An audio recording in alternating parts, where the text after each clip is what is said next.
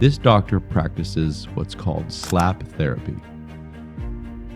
This is literally where the patients uncontrollably just slap themselves in the face, and it's supposed to heal whatever malady they have. My problem with this is that when you talk about things like defund the police, the morale of the police, the fact that you're turning a blind eye to these issues because of whatever reason, you don't have law enforcement that's willing to handle it. The morale is low.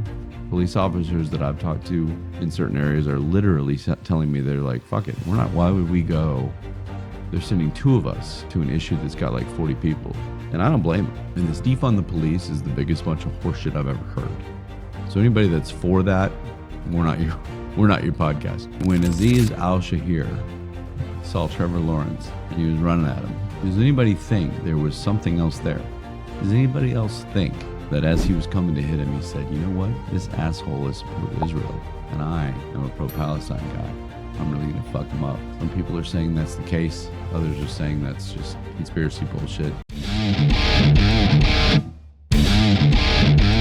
Welcome to Stay in the Gray podcast. We explore news that gets people talking by blending comedy and controversy. Banner, feel the word, shadow screams unheard.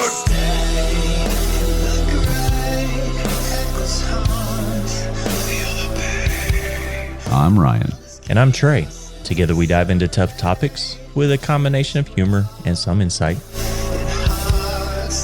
So join us as we navigate the gray areas of the world and engaging in real conversation. Come get to know us. Okay, everybody. Hey, it's nighttime. I've had a couple of drinks, back to normalcy, and a little argument with the wife, so I'm extra fired up. So get ready. Here we go. It's time to make some people think. And you may be pissed off, but I don't really care. Let's roll. Opening headline tonight. The one thing that might not piss somebody off, or there's probably somebody out there that it might piss off. These are hilarious. These are the headlines that got through editing somehow, some way. This headline says, "Scientists to kill ducks to see why they're dying." Okay, fair enough. Shoot some ducks, and I'll give you a reason they're dying. It's because you fucking shot them or killed them, however you did it. But somehow that was an actual headline, and I made it through. I should be an editor. All right, let's go to butthurt comments. This bitch really just pissed me off because she just, in denial from the election. And I'm not going to talk about the election and Trump and all these other things much because we need a breather from it, I think. And I'll talk about it as issues happen. But this, her name is like Warrior Mom or some stupid name. Blue wave. There's a blue wave icon, which emoji, whatever you want to call it, that, obviously that didn't happen and probably won't for a long time. But she said the vast majority do not support Donald Trump. Well, I disagree with you, Warrior Mom, because that was proven in the election. Stop trying to pretend it was a landslide win. It was not.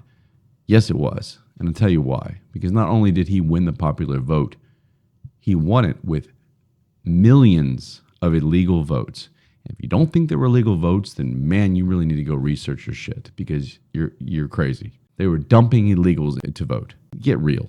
27 states don't require citizenship to vote, proof of citizenship. And you think there were no illegal votes? What comes next, however, is not going to be fun for the vast majority. Most will be adversely affected by Trump policy, aka Project 2025. If I hear this one more time, I'm going to go apeshit. He is not affiliated with Project 2025. He said it. There's no proof. You have no evidence. Just because he had dinner with a couple of these fucking wackos that made Project 2025 doesn't mean that that's part of his plan. Doesn't mean it's a part of his policies at all. Get over it. Quit this false rhetoric is firing up the country, and it's keeping us spitting at each other. So shut the fuck up. That's my butthurt comment of the night, and we'll move on. It's ridiculous. I'm tired of it. All right, look, let's roll with news.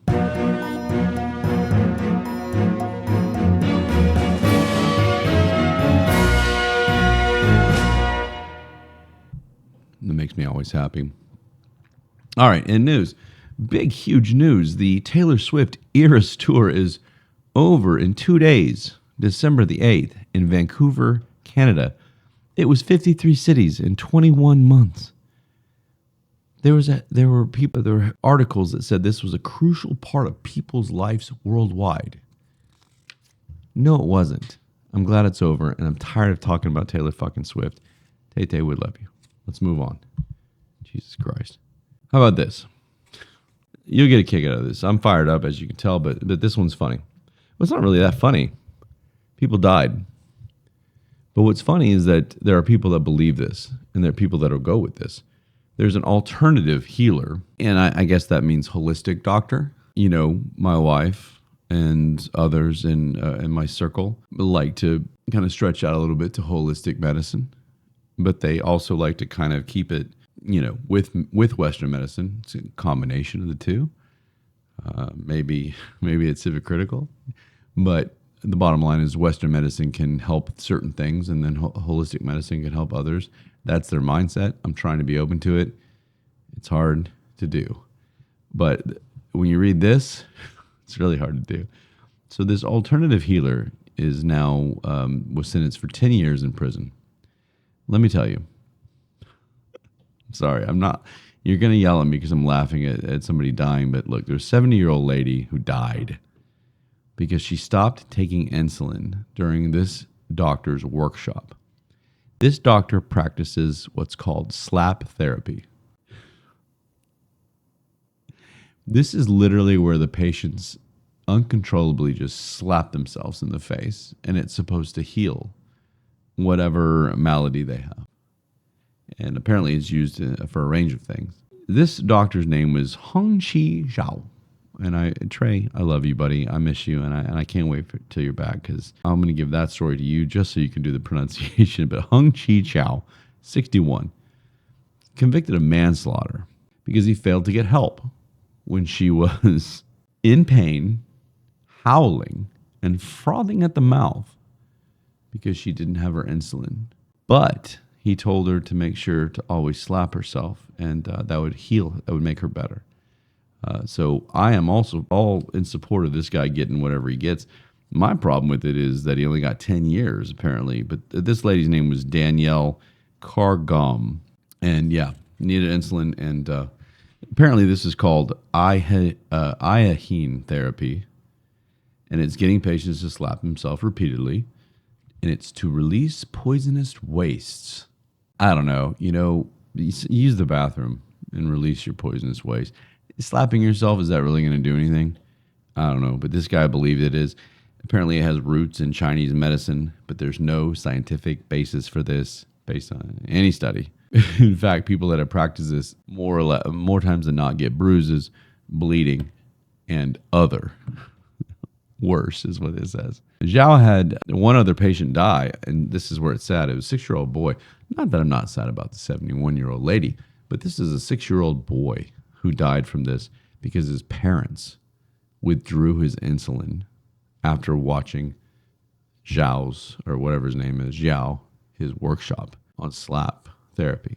So the parents made the 6-year-old slap himself. Does this sound funny? I mean, this is ridiculous that this is a real story. So this is not on Zhao, in my opinion. This is on the parents. You go to a workshop, you should be able to go home and go, this is bullshit. I'm not going to have my 6-year-old slap himself. I'm going to give him his fucking insulin. They didn't do that, and he died. So let's move on. There's a difference between looking into holistic medicine, alternative supplements, things like that in your life, ways to make you feel better. But sometimes there's common sense. And slapping yourself to cure things is not common sense, when especially when you're diabetic and when insulin's involved. My wife is a type 1 diabetic. I know this for a fact. She's not going to be slapping herself. I may do it. You know what? Let's move on. You know, tonight's going to be a little feisty. I'm fired up as it is, but all these stories from here on out, they have some sort of a little bit of a background to them that causes us to have to talk about issues that are uncomfortable. And that's me. I think we should be talking about these issues that are uncomfortable. And, you know, I just came across this article that talked about a Chicago house party shooting last weekend, kills 3 men and wounds 5 other. So basically 8 shot, 3 were dead. This is a Monday afternoon at 2 o'clock in the afternoon, 2 p.m. 4 men, 4 women between the ages of 20 and 35. They were African Americans. And I say that for a reason, and I'll get to that. The person who lived there and 2 others fled the scene, of course. They just killed 3 people and shot 5 others. The issue with this that I have, I mean, that's the story. These people are on the run and people are dead. But this happens every night in Chicago and apparently in the daytime, in suburbs and in bad spots in Chicago and a lot of other cities, Baltimore, Detroit, the ones you know that you've heard of, LA, Milwaukee, things like that. Even parts here in Dallas have issues. My problem with this is that when you talk about things like defund the police, the morale of the police, the fact that you're turning a blind eye to these issues because of whatever reason, you don't have law enforcement that's willing to handle it. The morale is low. Police officers that I've talked to in certain areas are literally telling me, they're like, fuck it, why would we go? They're sending 2 of us to an issue that's got like 40 people. And I don't blame them. And this defund the police is the biggest bunch of horseshit I've ever heard. So anybody that's for that, we're not your podcast. You tell me why you believe that we should defund the police and then get the fuck out. I respect our police officers. They go to work every day wondering whether they're going to go home. There may be a handful of assholes, maybe more than a handful of assholes, but a handful of people that are truly going to go against the law and go against their procedures and their training. And everybody chooses to pick that handful to talk about. Why are we afraid to talk about what a house party? I haven't heard about this. I had to go find this.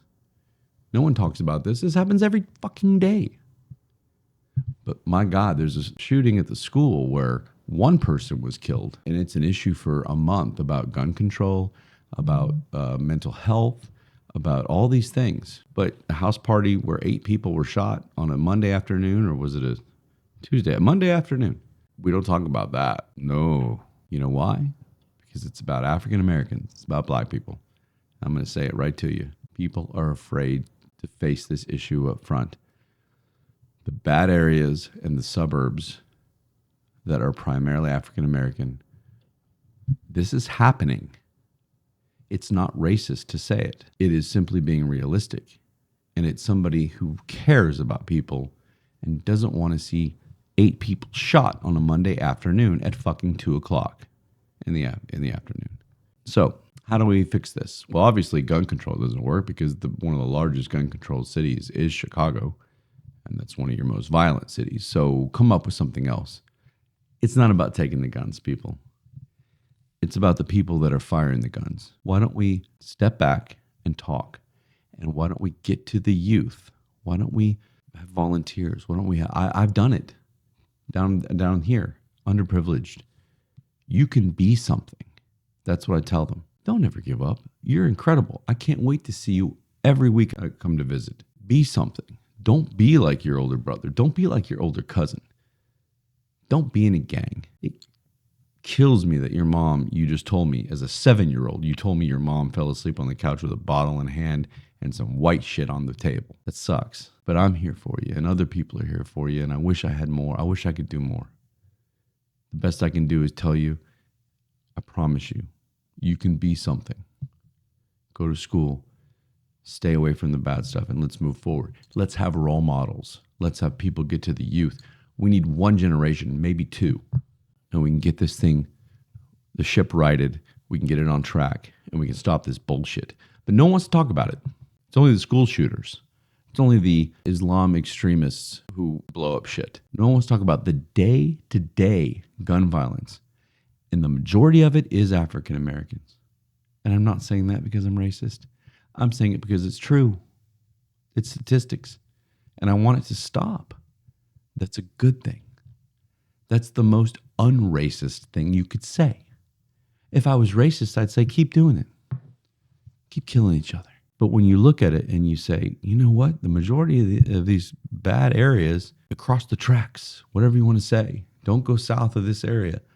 is majority black. And whether that's systemic racism from the past or not, the bottom line is we have to deal with it now. Let's move forward now. Let's help now. And it's not reparations. It's not taking the guns away. None of that's going to work. It's getting to our youth. It's getting to families. It's saying we're here for you. Sure, volunteer and help a family out that's in need. We did for Christmas. We're helping out some kids that aren't going to have presents. Make them believe that society is good, that the people are good, that the white man is good. They're trained right now to believe the white man is bad. He's what's keeping you down. And it's more so now because of identity politics by Barack Obama. And they think they're victims still. And they're not. You have a white guy sitting here saying he wants to help. I can only do so much, but I'm willing to listen. I'm willing to talk. I'm willing to volunteer, which I've done. I'm willing to donate toys, which I've done. How about we all start doing little things and convincing, I hate to use that word, convincing the children, our black youth, that they can go out and be whatever the hell they want. They have the same opportunity. Get an education, get into college, play ball. They're a lot better than we are at a lot of sports. But you can't fuck up. You can't go this path and also play ball because you're gonna ruin your life. They need to understand that and believe in themselves. And that's all I'm going to say on that. Let's move on. Black House Party shooting. 8 people were shot. 3 killed. All right, here's another one that's going to chap your ass. I've always wanted a topic where I could say that. Let's talk about the NFL. There's quarterback, Trevor Lawrence. Trevor Lawrence is the quarterback of the Jacksonville Jaguars. Super hot wife, about to have their baby. Maybe that's why he's not playing well. But this hasn't been the ideal season for Trevor. Trevor had an injury. I don't know what it was. Made his return recently.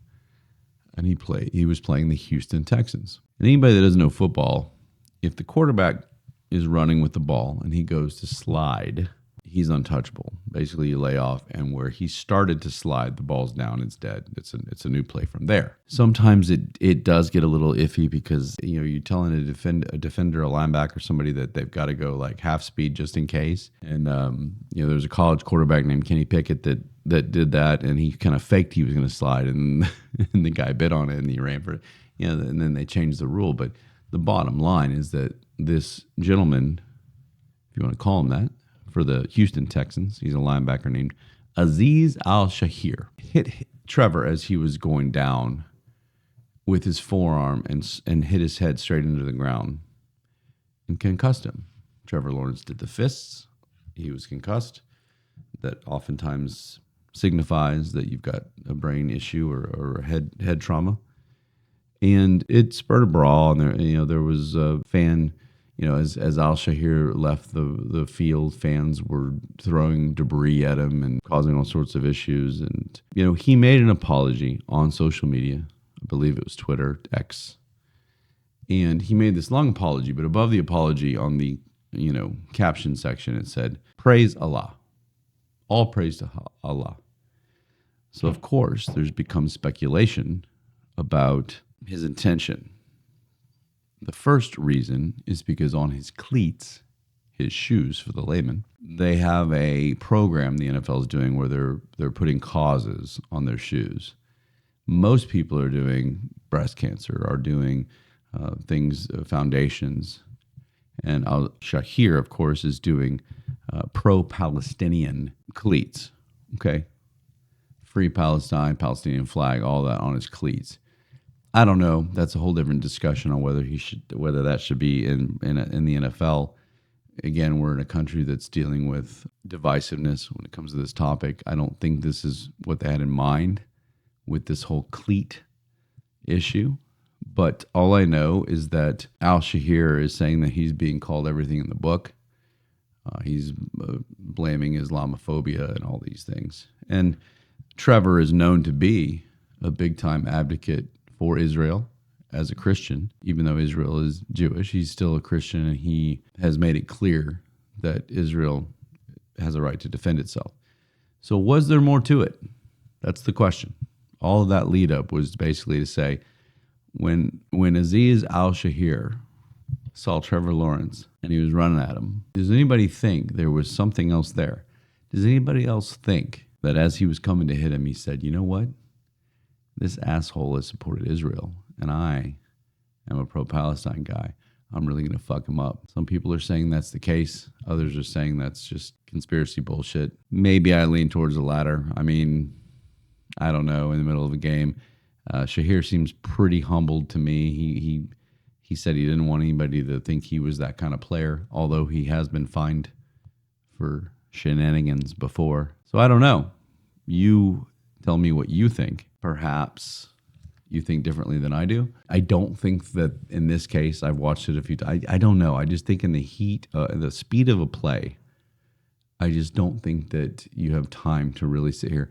Unless before the game he said, if I get a shot at Trevor, I'm going to take it, which is possible. Then I don't think he meant it. But again, I could be wrong. Only one person really knows, unless he's told somebody else. And that would be Al-Shazir. Or Shahir, however you say his fucking name. We'll move on from that, but it's just an interesting topic, so let's see. I was thinking about this. Hold on, let me throw my notes like I usually do. The other day, I was driving. I'm telling you a story. This is funny. This is lighthearted, so let's have some fun. I was driving, and somebody cut me off, or pulled out in front. There's something that pissed me off, which anybody that knows me, Trey and I used to do an awareness of self-awareness segment that, most of mine were about drivers that sucked. And this one person pulled in front of me, and I was just like livid. I was like, this is like, did this really just happen? I mean, it was unbelievable. I almost had to pull over just to kind of like process what happened. And then I got up to the car, and of course I'm kind of looking over and just like, I don't want to be that guy. And these days you have to be careful. Somebody pull out a gun and shoot at you. But I looked up and she was like super hot, like really hot. And then I looked away and I was like, all right. You know what? You can cut me off. It's fine. And then it got me thinking, and I was like, why did her being hot like completely change it? I was like, fine, whatever. You do whatever you want to me. And it was just interesting. So do really hot people, and I won't answer this because that's unfair. Do really hot people, mainly women, do they get away with things? Do they, in life, do they get somebody that maybe gives them free coffee or free this, doesn't get mad at them when they cut people off or doesn't do this? I mean, it just made me kind of think like, because I'm not going to lie to you. If it was some old person or some, uggo, I would have been just like, seriously, really, I would have been still pissed.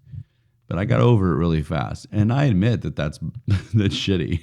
I admit that was really shitty of me. And that's why I'm asking you the question. So let me know. I mean, tell me what you think. But that was just a quick question I had, and I wanted to ask you of it. And if anybody has the balls to like approach it, let me know. And lastly tonight, before we wrap up, I was talking to a couple of gentlemen the other night at dinner. And these two gentlemen, great guys, haven't spent a ton of time with them, but enough to appreciate the discussion. They looked at me and they said, what do you think would happen if there was another pandemic? Not necessarily COVID, but some pandemic that was like COVID, that was very contagious, that caused death, that caused, horrid symptoms. What would we act like? Do you think that we would repeat the same behaviors that we did during COVID? Or do you think that we would be like, oh my God, here we go. And all that bullshit that was told to us, we're going to apply it here. And even though this one may be different. And it was an interesting question because it made me look it up. And it looks like there are some diseased forecasters. Have you ever heard of that? Disease forecasters that are claiming there's a 27% chance that there is a disease like COVID within 10 years. I don't know where they're getting that from or if it's just whatever. No one predicted COVID, I don't think. Definitely not disease forecasters. It might have been some lucky, like, what you call them, palm readers or some bullshit that could psychics. My issue is that they're sitting here and the reasoning for it is climate change, really? Pandemic from climate change. International travel. Well, people travel. It's going to happen. What do you want people to do? Just like not travel. And then the last one is even worse. A growing population. Well, yeah, people are having babies. The world's being populated. What are we supposed to do? Are we supposed to wrap ourselves in bubbles? Are we supposed to stay inside? these types of fears are ridiculous. I mean, you're welcome to live life that way. I know a certain radio star that changed his entire life because of it. I used to admire this man, and he was the king of radio. That's all I'll say. And COVID hit, and it really fucked him up. He became woke. He became obsessed. And he stayed in his basement and did a show down there. Now he's got enough money to make an entire studio out of a basement. But this COVID stuff was, how about we talk about it real fast? How would anybody be, what they're saying is that you can, okay, here we go. What they're saying is you can reduce that 27%, 71% with a silver bullet, fast vaccine rollout. Really? A fast vaccine rollout. Well, that's what we did. And that turned out to be bullshit. And I'm not an anti-vaxxer by any means. Do I think we should vax our children all at one time with the amount of aluminum and other bullshit that's in those vaccines? Probably not. Let's spread it out a little bit. But I'm not an anti-vaxxer, so don't call me that. But when it comes to COVID, I'm only going by the facts, people. Yeah, the other reason they gave was let's be better prepared. But, what the fuck does that mean? We're better prepared. How are you supposed to have a vaccine if we don't even know what the hell it is yet? They're saying they can roll it out in 100 days. Well, they kind of did that with COVID. It was not that far off. My problem is, and Dr. Fauci's going to have to stand up to this, is you have a guy that's telling the entire country what to do, who's full of shit, who turned out to be full of shit with everything he said. Everything he said. I was wiping down fucking groceries for 3 months with my newborn in a high-rise after coming back from an underground Tom Thumb tunnel, wiping down groceries. And a couple months later, they're like, oh, well, it's not transmitted that way. Don't worry about it. That's a lot of time I spent wiping down fucking groceries. I was standing 6 feet from people. Oh, it didn't matter. The mask thing. Really? Turns out that's protecting the people who are wearing the mask. It's not protecting, it's not preventing the people that have the mask from it getting out from them. So if you want to wear a mask, great, but don't tell me to do it. Unfortunately, for you mask people, I was one of the ones that said, I don't have a problem with it. I don't want to make anybody uncomfortable. I'll wear a mask. But how dare you sit here and tell people that they have to do this? Who are you? Who is Dr. Fauci? We're going to find out. And don't say, these are the same people that are my body, my choice. Guess what? You weren't saying that back in COVID. And these vaccines, real fast, and then we're done, because I'm fired up. These vaccines, this will prevent the spread. You won't get it if you take these vaccines. And a booster, and another booster, and another booster. I have people that have had like 11 fucking boosters. Guess what? I know so many people that have had the vaccine and they've had lots of COVID. They've had COVID 2 or 3 times. People that don't have the vaccine, I happen to know firsthand a few of those, haven't even had COVID. So guess what? That vaccine, if you're elderly and you're more comfortable taking it because it reduces your symptoms, fine. But do not tell people that they have to have it because it reduces the spread, because that's been proven false. So if another COVID-like pandemic hits, I don't want to hear this shit until you know 100%. People upended their whole lives. Businesses were ruined. I lived in a high-rise and we sat there in a box. Very fortunate. It was a beautiful view. And we had 3 bedrooms and an infant. For a year, we didn't want to do anything because of this scare tactic. And I'm not sure what it was, but people lost their lives. They lost their businesses. We were lucky. Other people weren't. New York turned to a shithole. Can you imagine having 3 roommates in like a 1-bedroom Manhattan apartment, sitting there with everybody? All I'm saying is if we have another pandemic that happens, how are we going to act? That's my question. That's really what it comes down to. I'm just telling you that all of these things we did for COVID that everybody's so sure were the right thing to do. Everybody should have done it. If everybody did it, things would have been different. Apparently not. What are we going to do if there's a new pandemic? It was a very interesting question that was asked. And I talked a wee bit about it with them, but I really didn't think about it till later. And so I wanted to bring it up to you guys, and I want you to tell me. So if there's a reel or you listen to the show, tell me. Write us, comment. Don't be scared. Unless you insult me, I will not insult you. So write us. Tell us what you think of this. How would you handle it? Would you do a mask again? Would you stand 6 feet again? Would you listen to a guy like Dr. Fauci? One guy who's telling us all this. And I'll be real interested to see what happens when he goes under the microscope coming up here in about a month and a half. And we'll go from there. So I'll end there tonight. But again, I just, I had this up here. I won't give it all to you, but it was just like, this is what to do to keep yourself protected. Get vaccinated as soon as possible. Properly wear your mask. Clean your hands. Wipe off your... It was just unbelievable that this was... And again, nobody knew how to handle it. And so I get it. I get that. But don't be a hypocrite, because other people had different opinions on how to handle it. And it turns out some of those people were right, and you weren't. So get off your high horse and understand that there are other people that research and other doctors that said as much. Maybe we'll listen to more people than just one if it happens again. Let's just hope it doesn't happen.